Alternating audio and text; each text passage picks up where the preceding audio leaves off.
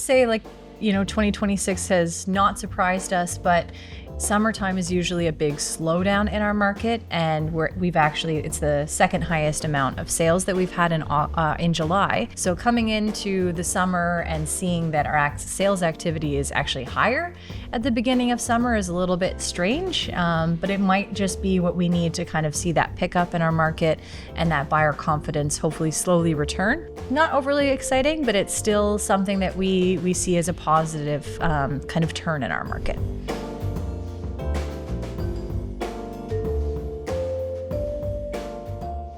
We have the most inventory that we've ever had, with 2,200 homes currently for sale. So buyers have a lot more options out there. I think the news kind of skews things sometimes. People will say, houses aren't selling. Houses definitely are selling, but buyers have a lot more choice.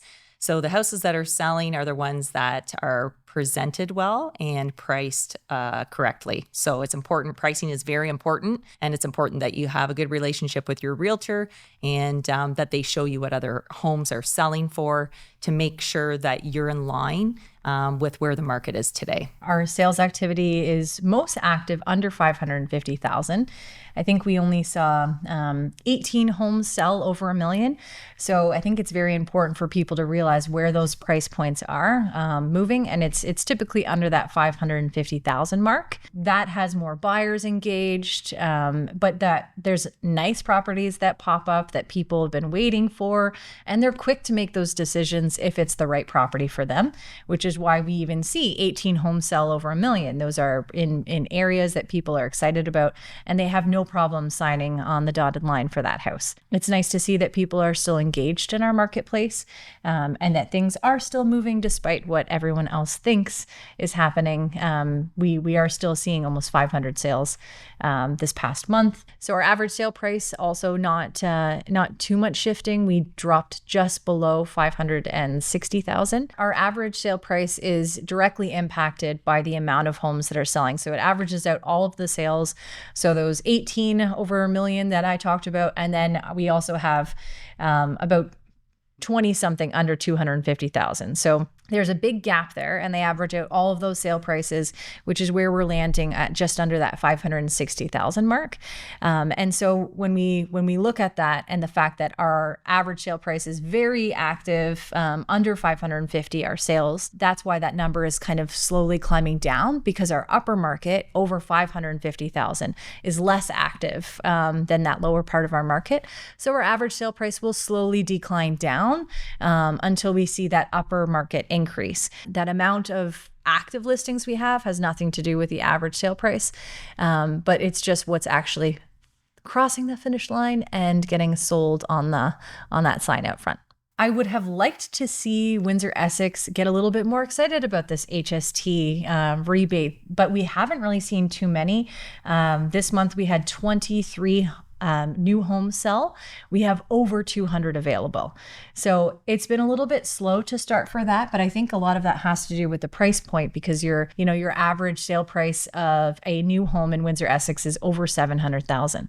And so that's not really in an affordable area, where some of our other cities that are surrounding us, their price points for new homes can be between $400,000 to $500,000. We don't really see that here, but we are still seeing some things move. And I have seen a couple new homes in the 400,000 in Windsor, but they're very few and far between.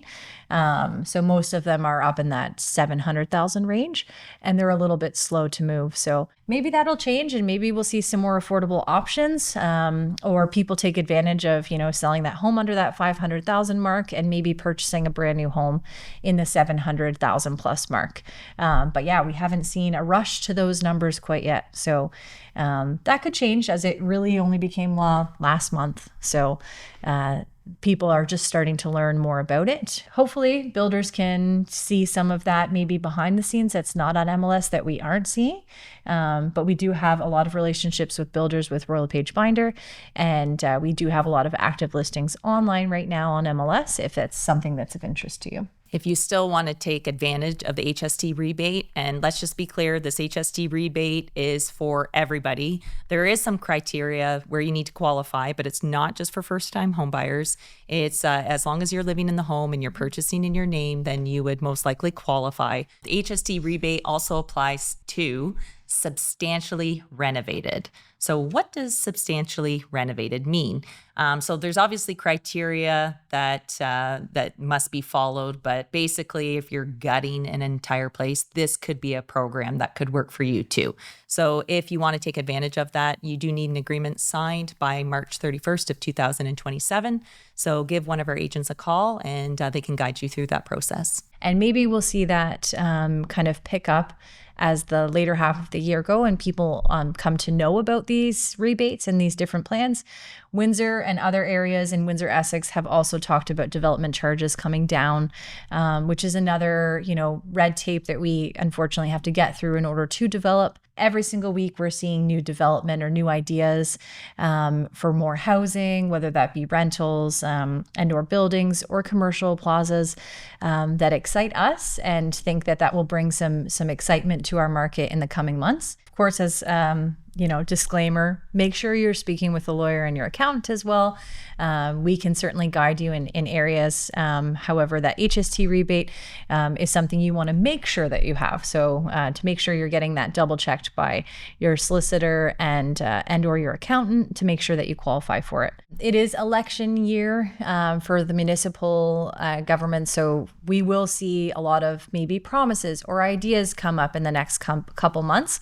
However, we won't really see too much of a shift until obviously October, where those conversations can actually be put to task and those conversations turn into actual work at the municipal level. So I know that there's a lot of buzz around what could happen, but we certainly stay on top of those things to make sure that anything that's exciting or needs input from the residential real estate sector, that we are there to input to make sure that the decisions that are being made at the municipal level will benefit Windsor-Essex, all across Windsor-Essex. So we'll see what happens in October and what shakeup might happen at the municipal level. We have 5 offices across Windsor-Essex, but currently we have one on Provincial, and we are just moving that office to 3050 Jefferson. But we do have 5 offices to make sure that you're covered.